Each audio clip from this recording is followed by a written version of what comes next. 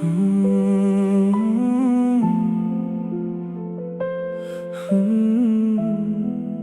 ู่บนนี้ខ្ញុំមកអង្គុយម្នាក់ឯងមើលព្រះចន្ទដែលធ្លាប់មើលជាមួយគ្នាខ្យល់ត្រជាក់ប៉ះលើមុខខ្ញុំតែបេះដូងបែកជាខ្ទើដោយទឹកភ្នែកខ្ញុំធ្លាប់ជឿថាស្នេហានឹងនៅជាមួយយើងរហូតតែចុងក្រោយវាបានបន្សល់តែការឈឺចាប់ខ្ញុំខំរក្សាស្នេហារបស់យើងខំអត់ធ្មត់គ្រប់ពេលដែលអ្នកផ្លាស់ប្ដូរខ្ញុំធ្លាប់បិទភ្នែកចំពោះកំហុសព្រោះខ្ញុំខ្លាចបាត់បង់មនុស្សដែលខ្ញុំស្រឡាញ់រាល់យប់ខ្ញុំរងចាំសារពីអ្នកតែទូរស័ព្ទនៅតែស្ងាត់ដូចបេះដូងពាក្យថាស្រឡាញ់ដែលអ្នកធ្លាប់និយាយថ្ងៃនេះវាដូចជាពាក្យកុហកមួយតែខ្ញុំខកត្រង់ណាហេតុអ្វីខ្ញុំត្រូវឈឺដល់ម្លឹងខ្ញុំមកអ្នកទាំងបេះដូងតែអ្វីដែលបានមកវិញគឺទឹកភ្នែ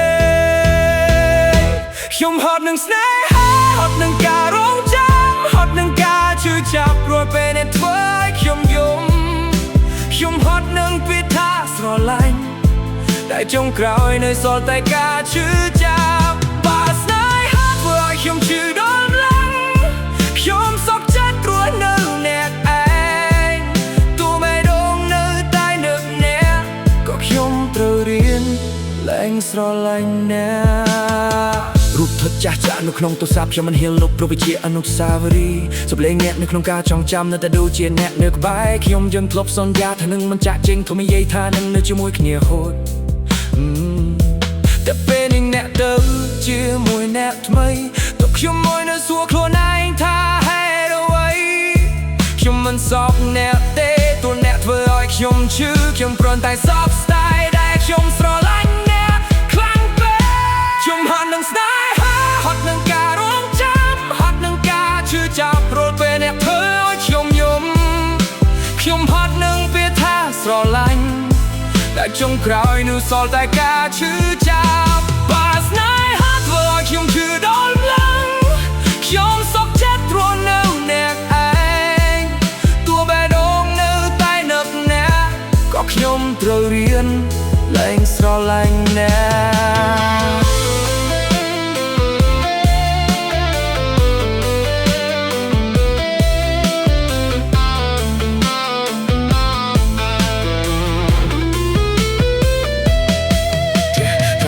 ប្រហែលខ្ញុំនៅពេកពេលមិននឹងទៅធ្លាប់ជួបពិភពលោករបស់ខ្ញុំប្រហែលថ្ងៃណាមួយខ្ញុំមិនញញឹមដោយមិនចំបាច់មានអ្នកនៅក្បែរបើថ្ងៃណាមួយអ្នកនឹកខ្ញុំសូមកុំត្រឡប់មកវិញទៀតព្រោះបេះដូងដែលអ្នកធ្លាប់បំបែកខ្ញុំកំពុងខំប្រមូលវាដោយខ្លួនឯ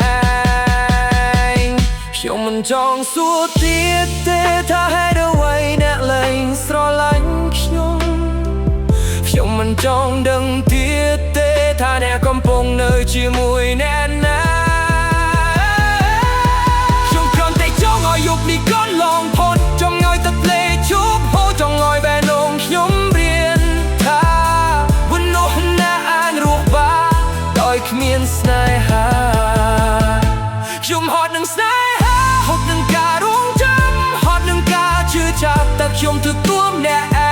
ងខ្ញុំហត់នឹងការស្រឡាញ់នោះដែលមិនដែលស្រឡាញ់ខ្ញុំដូចខ្ញុំស្រឡាញ់ខ្ញុំនឹងលែងរងចង់អ្នកទៀតលែងសួរថា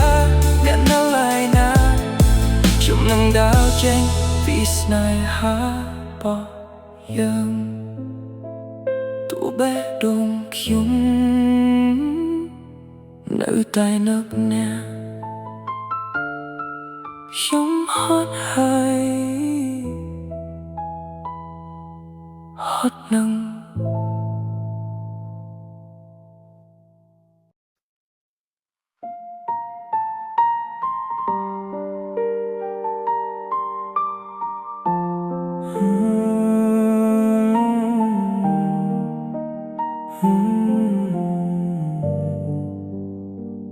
យប់នេះខ្ញុំមកអង្គ អង្គុយអ្នកឯងមើលព្រះច័ន្ទដែលធ្លាប់មើលជាមួយគ្នា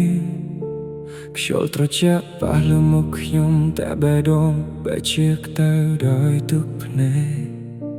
ខ្ញុំធ្លាប់ជឿថាស្នេហានឹងនៅជាមួយយើងរហូតតែជុំក្រោយវាបានបន្សល់តែការឈឺចាប់ខ្ញុំខំរក្សាស្នេហារបស់យើងខំអត់ធ្មត់គ្រប់ពេលដែលនៅផ្លាស់ប្ដូរខ្ញុំធ្លាប់បិទភ្នែកចំពោះកំហុសព្រោះខ្ញុំខ្លាចបាត់បង់មនុស្សដែលខ្ញុំស្រឡាញ់រាល់យប់ខ្ញុំរងចាំសារពីអ្នកតែទូរស័ព្ទនៅតែស្ងាត់ដូចបេះដូងពាក្យថាស្រឡាញ់ដែលអ្នកធ្លាប់និយាយថ្ងៃនេះវាដូចជាពាក្យកុហកមួយតែខ្ញុំខកត្រង់ណាហេតុអ្វីខ្ញុំត្រូវឈឺដល់លឹង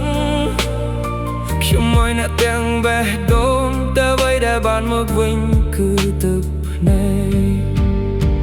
ខ្ញុំហត់នឹងស្នេហាហត់នឹងការរងចាំហត់នឹងការឈឺចាប់រពេលអ្នកធ្វើឲ្យខ្ញុំយំខ្ញុំហត់នឹងពាក្យថាស្រឡាញ់ដែលចុងក្រោយនៅសល់តែការឈឺចាប់បើស្នេហាធ្វើឲ្យខ្ញុំឈឺដល់លឹងខ្ញុំសុខចិត្តរស់នៅអ្នកឯងទូបេះដូងនៅតែនឹកណាក៏ខ្ញុំត្រូវរៀនលែងស្រឡាញ់ណា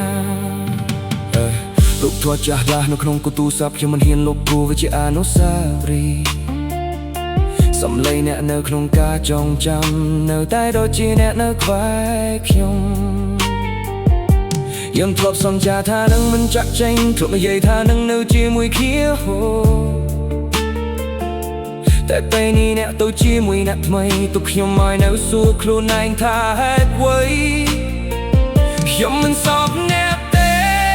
តួអ្នកធ្វើឲ្យខ្ញុំឈឺខ្ញុំគ្រាន់តែសោកស្ដាយដែលខ្ញុំស្រឡាញ់អ្នកខ្លាំងពេកខ្ញុំហត់នឹងស្នេហាហត់នឹងការរងចាំហត់នឹងការឈឺចាប់រពេលអ្នកធ្វើឲ្យខ្ញុំយំខ្ញុំហត់នឹងពាក្យថាស្រឡាញ់ដែលចុងក្រោយនៅសល់តែការឈឺចាប់បើស្នេហាធ្វើឲ្យខ្ញុំឈឺដល់លឹងខ្ញុំសុខចិត្តរស់នៅអ្នកឯងទូបេះដូងនៅតែនឹកណាក៏ខ្ញុំត្រូវរៀនលែងស្រឡាញ់ណា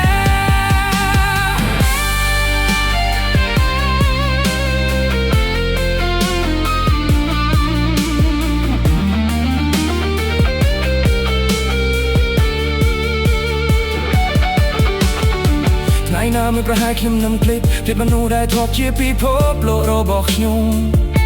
ប្រហែលថ្ងៃណាមួយខ្ញុំនឹងញយំដោយមិនចាំបាច់មានអ្នកនៅក្បែរបើថ្ងៃណាមួយអ្នកនឹកខ្ញុំសូមកុំត្រឡប់មកវិញទៀតព្រោះបេះដូងតែអ្នកធ្លាប់បំបែកខ្ញុំកំពុងខំប្រមូលវាដោយខ្លួនឯងខ្ញុំមិនចង់សួរទៀតទេថាហេតុអ្វីអ្នកលែងស្រឡាញ់ខ្ញុំមិនចង់ដឹងទៀតទេ